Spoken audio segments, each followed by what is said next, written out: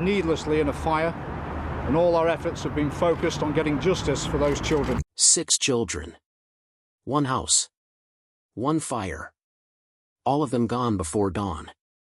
The person who lit the match. Their own father. This is the story of Michael Philpott. A man who saw his children not as lives to protect, but as tools to exploit. And when his control began to slip, he made a choice that would destroy them all. May 11, 2012. Victory Road, Derby, England. A quiet residential street in the Allenton district. Just after 4 o'clock in the morning, neighbors woke to the smell of smoke. Breaking glass. Screaming. By the time firefighters arrived, the house at number 18 was fully engulfed. Inside, 6 children were trapped upstairs. The oldest was 13. The youngest, just 5 years old. None of them would make it out alive. Within hours, investigators would discover something unthinkable. This was no accident. It was arson. And the person responsible was standing right there in the crowd. Watching. Performing grief for the cameras. Michael Philpott. The children's father. This case would become one of the most disturbing family annihilations in British criminal history. Not just because of the loss of life, but because of who orchestrated it. And why. To understand what happened on Victory Road, we need to go back. Back to 1956. When Michael Philpott was born in Derby. He came from what appeared to be an ordinary working-class family. Nothing remarkable. Nothing that would predict the monster he would become. But by adulthood, patterns began to emerge. An appetite for control. For manipulation. For dominance over others. Especially women. Philpott had a gift for identifying vulnerability. He could spot a woman who had been damaged. Abandoned. Abused. And he would position himself as her savior. But once they were trapped in his web, the mask would slip. His first known victim was Kim Hill. She was just 15 years old when they met. He was 19. Serving in the British Army. Kim thought she had found love. Instead, she found a nightmare. Philpott's abuse escalated rapidly. He broke her bones with hammers.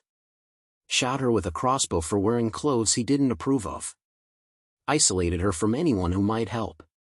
In July 1978, Kim found the courage to leave. She sent him a letter while he was away on military duty. Breaking up with him. Trying to escape. Philpott's response was calculated and vicious. He went AWOL from the army. Broke into her family home. And launched an attack so savage that Kim would die twice on the operating table. He stabbed her 27 times with a 9-inch knife. Told her, "If I can't have you, no one else will." When her mother tried to intervene, he turned the knife on her too. Paramedics arrived to find Philpott sitting calmly on the stairs. Still holding the bloody knife. He told them, "I wouldn't bother. She's a goner. I done a good job on her." Kim's injuries were catastrophic. Collapsed lungs. Punctured organs. Wounds covering her entire body. She survived. But she would carry the scars for life. The justice system failed her. Philpott received just 7.5 years for attempted double murder. He served 3 years and 2 months. Released early for good behavior. The message was clear. Society would tolerate his violence. And Philpott learned he could get away with almost anything. After his release in 1986, Philpott wasted no time finding his next victim. Pamela Lomax. He married her. Fathered 3 children with her. And the abuse continued. Pamela lived in constant terror. She knew what had happened to Kim. Knew what Philpott was capable of. So she stayed silent. Hoping he would move on before he killed her. Then came Heather Kehoe. She was just 14 years old when Philpott began grooming her. A child. Vulnerable. Easy to control. Their relationship was illegal. predatory. But Philpott didn't care about laws. Only control. Heather became trapped in the same cycle. Isolation. Abuse. Pregnancy used as a tool of control. Philpott became violently angry when she gave birth to sons instead of daughters. He even trained his older children to participate in abusing Heather, creating a household where violence was normalized. Encouraged. When Heather finally escaped, she had to leave her children behind. She knew taking them meant death. This was the pattern. Find vulnerable women. Isolate them. Impregnate them. Use the children as leverage. As income. And when they tried to leave, punish them. Destroy them. But Philpott's most devastating relationships were yet to come. In 2000, Philpott met Mairead Duffy. She was 19 years old. A single mother. Recently escaped from an abusive relationship. Desperate for stability. Philpott saw opportunity. He swept her off her feet with promises of security. Within months, Mairead had moved in. She was pregnant with their first child together. A daughter named Jade.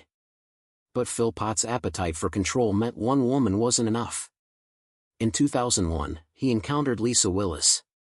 She was 16 years old. An orphan. A single mother who had aged out of the care system. No family support. Even more vulnerable than Mairead. Perfect for Philpott's purposes. He proposed an arrangement. A modern family structure. Mairead and Lisa would live together. Share childcare responsibilities. Everyone would benefit, he said. But the reality was far more sinister. Philpott had created a human trafficking operation within his own home. 2 traumatized young women serving as breeding stock for government benefits. While he remained unemployed. The 3-bedroom council house at 18, Victory Road became a pressure cooker. 11 children. 3 adults. Overcrowded. Dysfunctional. But to the outside world, Philpott maintained a careful facade. He presented himself as a devoted family man. Behind closed doors, he ruled through fear. Violence. The constant threat that resistance would mean losing children. The financial arrangement was staggering. The household received approximately £25,000 per year in various government benefits, making Philpott one of the highest-earning unemployed people in the region. He viewed his family purely as a business enterprise. Not as human beings. As income streams. Nothing more. Philpott's greed and narcissism eventually led him to seek media attention. In 2007, he appeared on The Jeremy Kyle Show. The appearance was meant to garner sympathy for his housing crisis. Instead, it revealed him to be an aggressive, entitled narcissist. He became visibly agitated when challenged about his unemployment. Made obscene gestures at the host. Defended his right to live off government benefits. Then came a documentary with Conservative MP in Whitcomb. She spent a week with the Philpott family. Attempted to help him find employment. Instead, she watched in disgust as he failed to show up for job interviews. Treated Mairead and Lisa with casual cruelty. Referred to them like property. Whitcomb noted that none of the children seemed to seek affection from their father. That he showed them no warmth. Only control. This should have triggered intervention from social services. But Philpott's superficial charm worked. The documentary revealed bizarre sleeping arrangements. Philpott lived in a caravan in the garden. Mairead and Lisa took turns spending nights with him. According to a schedule he controlled completely. Like concubines. Not partners in a loving relationship. Beneath this dysfunction, tensions were building. Both women were beginning to realize they were trapped. That leaving seemed impossible. Philpott had studied the family court system. Made constant threats. Any attempt to leave would result in them losing their children forever. They felt hopeless. Completely under his control. The first visible crack appeared in 2010. Philpott was given a police caution for physically assaulting Mairead. He dragged her outside by her hair, in front of neighbors. But the caution did nothing. The abuse continued. Escalated. Lisa Willis bore the brunt during this period. He hit her with pieces of wood, threw hot coffee at her, restricted her movements to the point where she was essentially a prisoner, forbidden from leaving the house without his explicit permission, all while demanding she continue having children, to increase their benefit payments. But in February 2012, Lisa Willis finally reached her breaking point. She realized staying meant certain death. Leaving meant at least a chance of survival. Her escape was executed with precision. She told Mairead she was taking her children swimming. Instead, she drove directly to her sister's house, where she had secretly arranged safe accommodation. She simply disappeared. The custody battle that followed consumed Philpott with rage. Losing Lisa's 5 children meant losing a significant portion of his benefit income. But it was more than that. His ego couldn't tolerate it. A woman had defied him, escaped his control, made him look weak. For 3 months, Philpott stewed in his rage. Plotted. Schemed. A crucial custody hearing was scheduled for May 12, 2012. Philpott hatched a plan. He would set fire to his own home, with his 6 children sleeping upstairs. Then stage a dramatic rescue. Frame Lisa for arson and attempted murder. She would lose custody, face criminal charges, and Philpott would get everything back. He recruited 2 people to help. His wife, Mairead, and a family friend, Paul Mosley. Mairead was terrified of him, felt she had no choice but to comply. Both agreed to participate in what Philpott believed would be the perfect crime. What he failed to consider was that fire is uncontrollable, that perfect timing would be impossible, and that 6 innocent lives hung in the balance. May 11, 2012. The children went to bed as usual. Dwayne, 13. Jade, 10. John, 9. Jack, 7. Jaden, 6. Jesse, 5. They trusted the adults around them. They had no idea what was about to happen. At approximately 3:45 in the morning, Philpott put his plan into action. He poured petrol throughout the hallway, creating a path for the fire to follow. Then he ignited it. The fire erupted instantly. Faster than he anticipated. More intense. More dangerous. Within minutes, the entire ground floor was engulfed. Smoke filled the stairwell, cutting off any escape route. Temperatures climbed rapidly past 500 degrees Celsius. The children never woke up. Smoke inhalation overcame them in their sleep. Philpott's plan to stage a rescue fell apart immediately. He couldn't get upstairs. Couldn't reach the children. The fire was too intense. At 4 a.m., neighbors called emergency services. Firefighters arrived within minutes. But it was already too late. They fought their way inside. Searched for survivors. Found none. 13-year-old Dwayne was discovered in a hallway, his body positioned as if he'd been trying to reach his younger siblings. He died protecting them. 10-year-old Jade was found in her bedroom, brilliant and kind-hearted. 9-year-old John, known for his infectious smile. 7-year-old Jack, quiet and gentle. 6-year-old Jaden, whose personality brought joy to everyone. And 5-year-old Jesse, who loved cuddling. All found in their beds. All dead from smoke inhalation. The responding firefighters were visibly shaken. 6 children. All from the same family. Many would later admit the scene would haunt them forever. Outside, Michael Philpott was already performing. Crying. Screaming. Playing the devastated father. But his behavior struck first responders as wrong. He flirted with female police officers. Made jokes. engaged in what mortuary staff described as horseplay when viewing his children's bodies. This wasn't grief. This was performance. And investigators noticed. Detective Superintendent Kate Mennel took charge. She assembled a team of experienced detectives, forensic specialists, fire investigators. Everyone knew this case was different. 6 children deserved justice. The forensic team worked meticulously. Within hours, they found petrol residue in the hallway. The pour patterns indicated deliberate placement. This fire had been set intentionally by someone who wanted the house to burn fast. Philpott immediately pointed to Lisa Willis. He claimed she wanted revenge.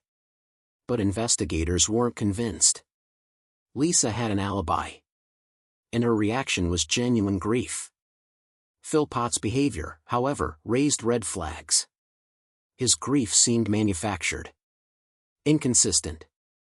Detectives began conducting covert surveillance.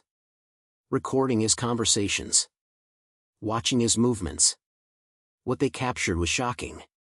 Forensic analysis revealed petrol residue on clothing belonging to all 3 defendants. Michael Philpott, Mairead Duffy, Paul Mosley.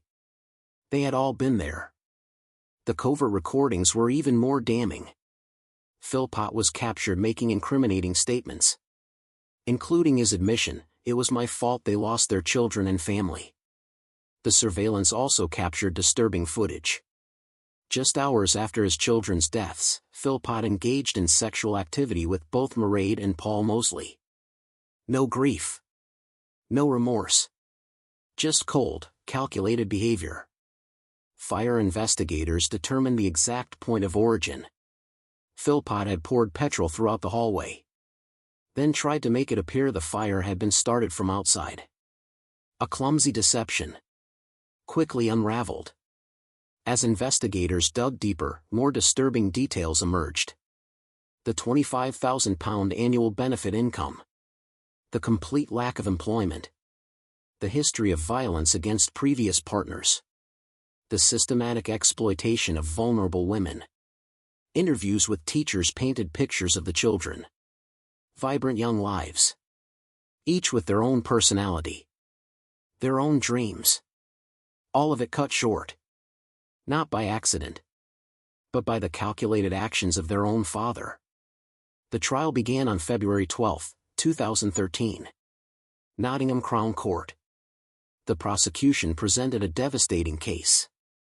Michael Philpott sat emotionless throughout. No reaction to the evidence. Just cold indifference. Prosecutors outlined Philpott's long history of violence. The attempted murder of Kim Hill in 1978. The abuse of multiple women.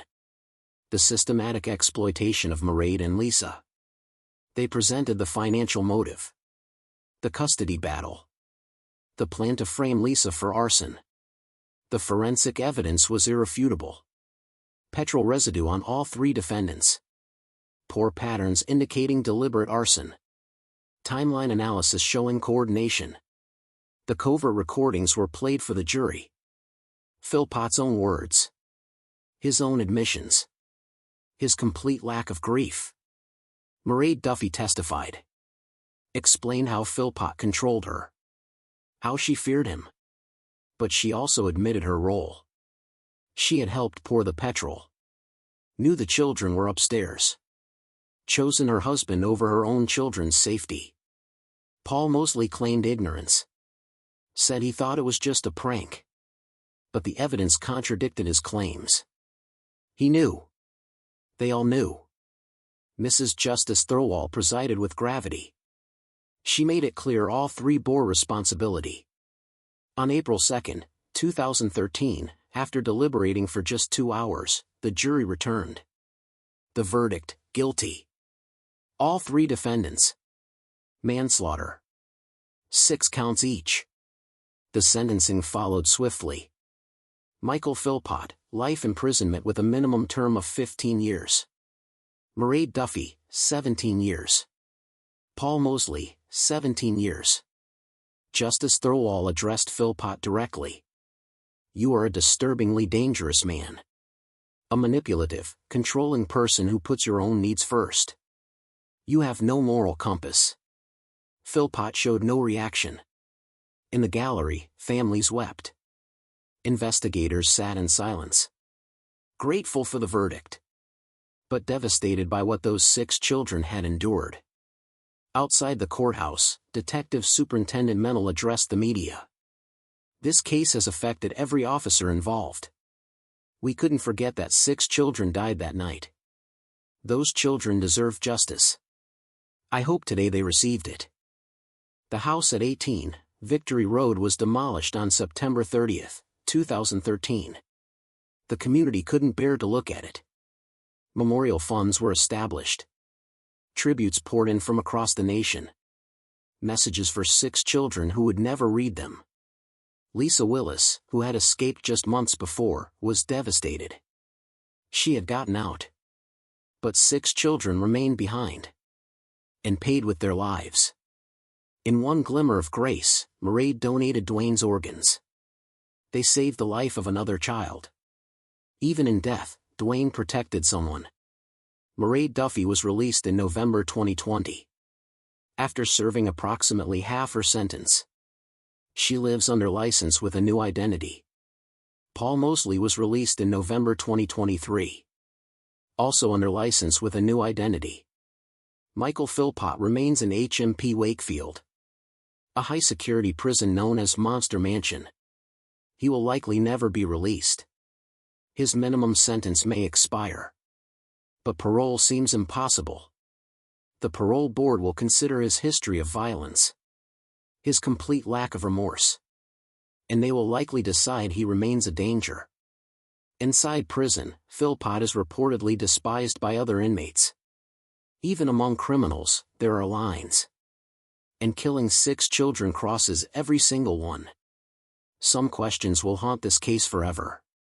Why didn't Philpott stop the fire when he realized it was out of control? Did he try? Or did he make a split-second decision to let them die? We'll never know. Why did Mairead go along with the plan? Was it pure fear? Years of conditioning? Or twisted loyalty? Could those 6 children have been saved? The 2010 assault resulted in only a police caution. No intervention. The media appearances revealed Philpott's narcissism. But no one acted. Social services never stepped in. Despite multiple red flags. The neighbors heard screaming. Saw the fights. Knew something was wrong. Did that hesitation cost 6 lives? Experts have studied Philpott's psychology extensively. Narcissistic personality disorder. Sociopathic tendencies. Complete lack of empathy. He viewed people as objects. His children were income streams. His wives were property. When he lost control, he destroyed everything. But understanding his psychology doesn't excuse it. It just makes it more chilling. Because monsters like Michael Philpott don't look like monsters. They charm. They manipulate. They hide in plain sight. Until it's too late. 6 children went to sleep on May 10, 2012. In a house on Victory Road. In Derby, England. They had favorite toys. Favorite foods. Dreams about what they wanted to be. Simple dreams. Innocent dreams. The kind every child deserves a chance to pursue. But they never got that chance. Because the person who should have protected them, who should have loved them, saw them as objects. As income. As tools for manipulation. Michael Philpott wasn't a father. He was a predator. A narcissist. A killer. And on that May morning, he made a choice. A choice that revealed the full depth of his depravity. He chose money over lives. Ego over innocence. Revenge over responsibility. And 6 children paid with everything they had. Their names deserve to be remembered. Dwayne Philpott. Jade Philpott. John Philpott. Jack Philpott. Jaden Philpott. Jesse Philpott. Not as statistics. Not as victims. But as children who deserved better. Who deserved love. Protection. A future. This case changed Britain. Changed how authorities view domestic abuse. Child exploitation. It exposed systemic failures. The danger of looking away. But for those who responded that night. For those who investigated. For the community of Derby. The scars remain. Some wounds never heal. Some questions never get answered. Why didn't someone stop him sooner? Why didn't the system protect those children? These questions linger. Uncomfortable. Painful. Necessary. Because if we don't ask them, if we don't learn from this tragedy, then these 6 children died for nothing. Their deaths must mean something. Must change something. Must make us more vigilant. More willing to speak up. More committed to protecting the vulnerable. Because evil doesn't always announce itself. Sometimes it hides behind a smile. Behind the facade of a loving father. And by the time the mask slips, it's often too late. 6 children learn that truth. In the worst possible way. On a quiet street in Derby. When their father chose to destroy them. For money. For revenge. For control. May their memory be a blessing. May their story be a warning. And may justice, though imperfect, be their legacy.